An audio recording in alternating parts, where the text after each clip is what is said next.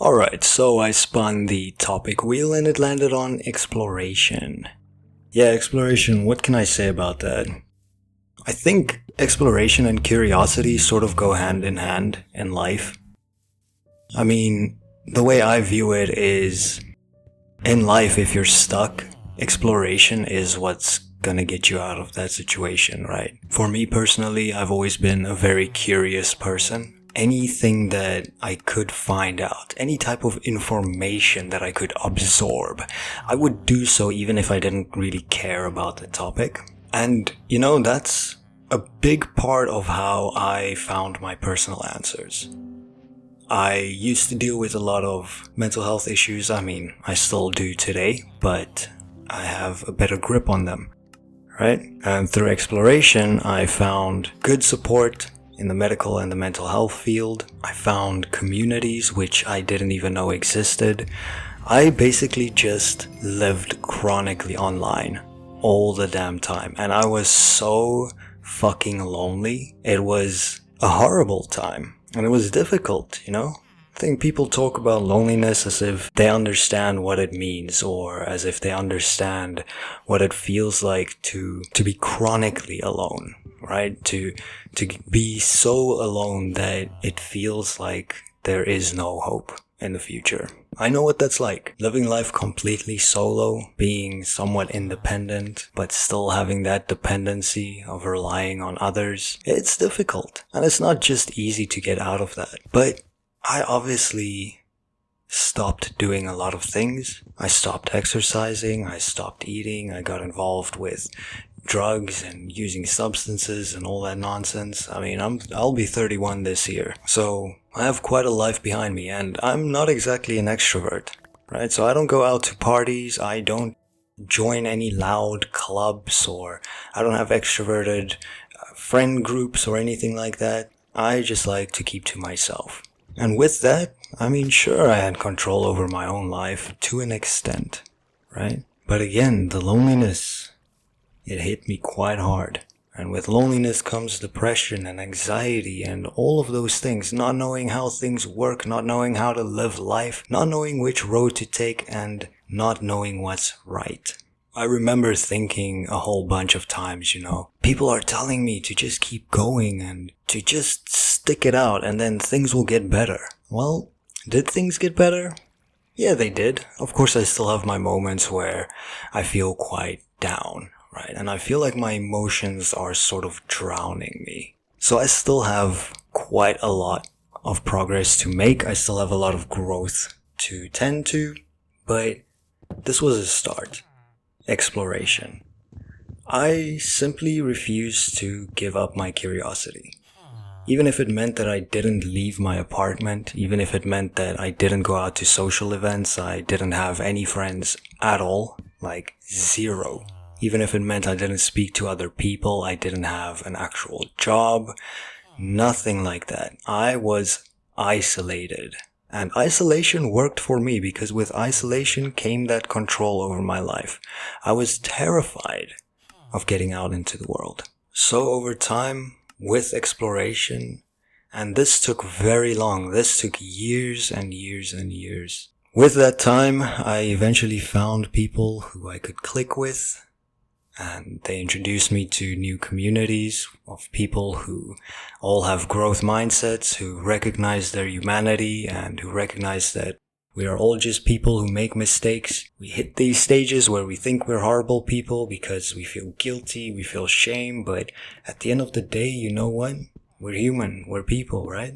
Now that I'm in this situation where I feel like things are getting slowly better, I feel like that exploration is what brought me here.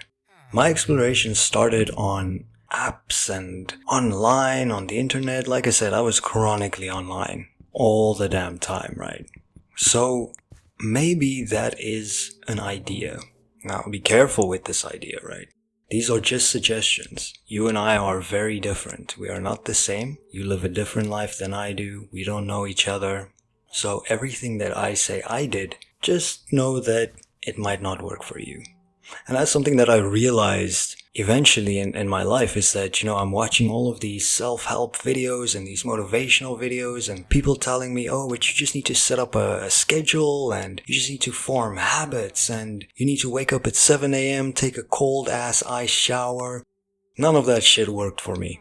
Alright? I got diagnosed with autism and ADHD at the end of 2024, and that changed my whole perspective because I suspected it for the longest time, but I just didn't have enough trust. I didn't have an identity to be able to accept that about myself. So with a lot of work with my therapist and a lot of work with my doctors, I have slowly but surely managed to find my way in life. And that came with dropping my ego, listening to the people in my life, and sort of just surrendering. This idea of letting go. It's very difficult to do just like that. You can't just let go. That is something that's an idea that you need to think about for months and months and maybe years even. Whatever time it takes you to do something in your life, that is okay because it's your life. We can't all move at the same pace, and that's okay. Making those first few steps of being willing to explore, right? Not giving up, because, man, I think, I was, 29? Almost 30? That's when I first started finding my way in life. Before that, I was completely lost. I always viewed myself as being part of this dark, black room with no light at all. I was stuck, I was trapped. And people told me, but just have hope. Just have hope, there's something out there. So I saw myself as sort of just feeling around this dark room. There has to be something, right? As if you're playing a game, you're in this box and somewhere something is gonna help you get out. Well, it took me 31 years. It took me forever to find that thing. And it came in the worst form ever, on Grindr, right? I did that because I started developing my own identity, my own boundaries. And once I was more sure that I would stick to those things that mattered to me and not fall into a loop of people pleasing, of doing things that I don't want to do because I don't know how to say no to other people, that's when I met people who were honest from the start, who were just different from the general societal nonsense that you usually get, all these expectations and whatnot. And these people are plentiful out there. But out in society, we all have to pretend, right? I mean, I don't understand why, but my point is just that me taking that step, just going back to Grindr, I mean, who doesn't not like Grindr? It's an app that nobody really likes, alright? The users itself don't like it. For good reason. There's not a lot of respect on there.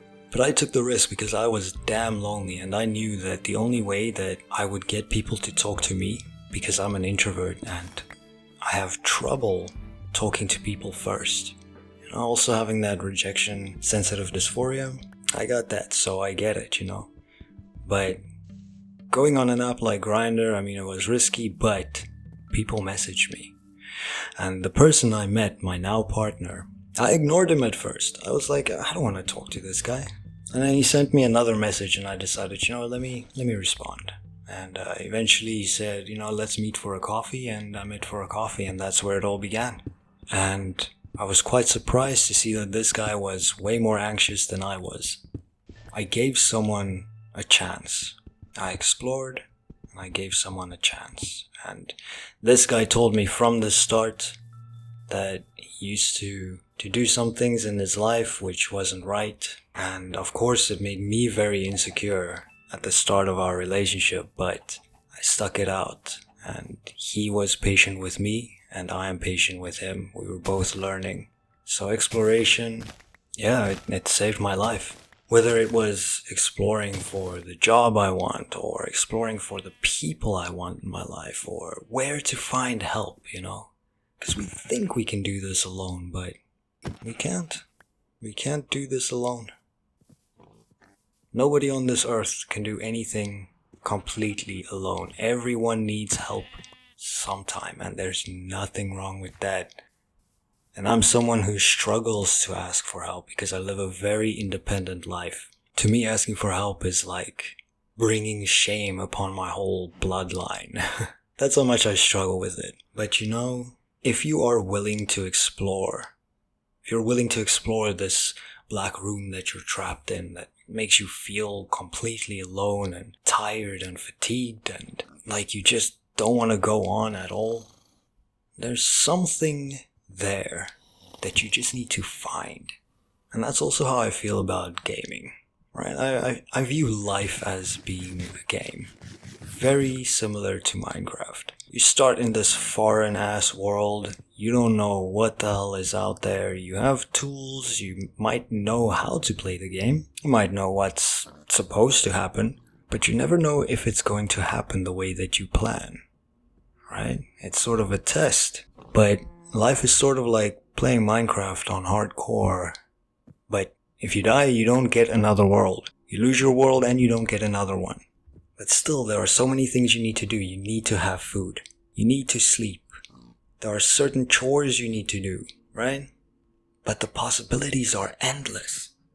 There are things that keep you from doing certain things, right? Like you can't mine diamond with a wooden pickaxe. So what do? You gotta figure out what will mine that block of diamond. And it's only by exploring online or by asking other people that you figure out, well, shit, I'm only on a wooden pickaxe. I need to go from wood to stone, then to iron, and only then I can get diamond? Well, that's how we learn, right? Through exploration. We learn through exploration. We find things, we find treasure, we find people through exploration. So, if there's any type of advice that I could give you is never stop exploring, remain curious, because it's that curiosity that a lot of people would try to suppress, try to rip it right out of you and tell you, don't go being curious, don't go exploring the world. Don't appreciate it for how amazing it really is. Just stay in this box where you are safe, where you're protected, and where things run according to the rules that have been going for years and years and years. There's no uncertainty in living that way. But where's the fun in that, right? We can choose safety, but then we stay where we are. Exploration comes with risk, once you take all of your inventory, you pack it into your hotbar and you get ready to explore that map. Chances are you're gonna find some things out there that, well, you're either gonna have to run from, or you're gonna have to recognize it's not so good. You're gonna get exploded by a creeper or attacked by a skeleton or something like that. But it's worth it, If you can learn, if you can build yourself up, if you can become stronger, same way with life. You just gotta keep exploring. So, hope you enjoyed this episode. With the next episode, I will have a next topic. I just gotta spin the wheel again. But yeah, hopefully you enjoyed. Please take care of yourself because you matter in this world, and don't let anyone ever tell you that you don't. No matter who you are, no matter what you believe, no matter where you come from, you are here for a reason. So please stay.